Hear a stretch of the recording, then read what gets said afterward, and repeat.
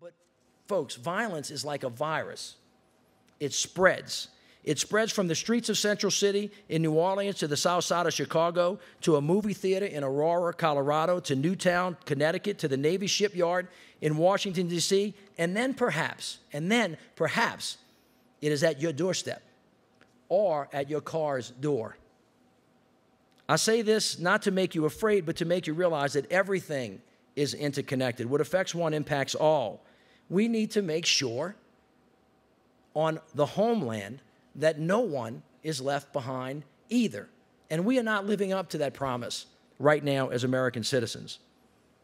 But if you get down into the issue of murder, you can come to understand that in many ways, no matter how much work we do, no law by itself, no rule, no regulation, no federal funding alone is going to fundamentally change the culture of death on the streets of America. Government, even on its best day, can never replace a family.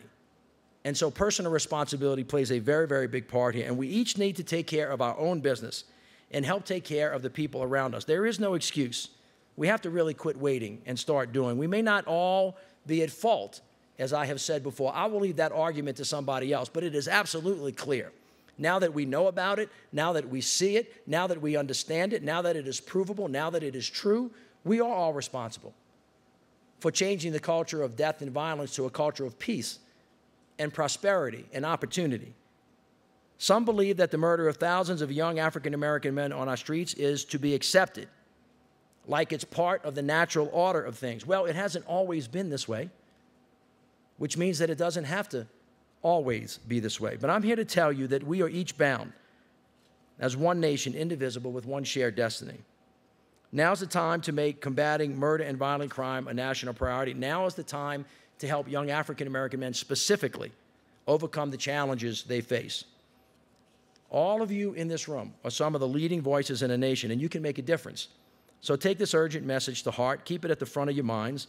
Join me clearly, really as a moral imperative. This is not right.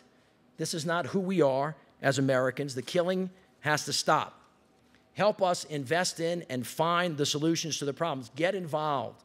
Spend your time on this issue, your treasure, your talent. Through this work, we can inspire our nation and the world and prove that we can produce triumph out of tragedy. After all, this is what we do. We tackle big challenges, and this one is as tough as this country has faced in a long time. We have a long way to go together, but the deaths of so many Americans on the streets of our nation was not those individuals' destiny, and it should not be this nation's legacy. Thank you very much.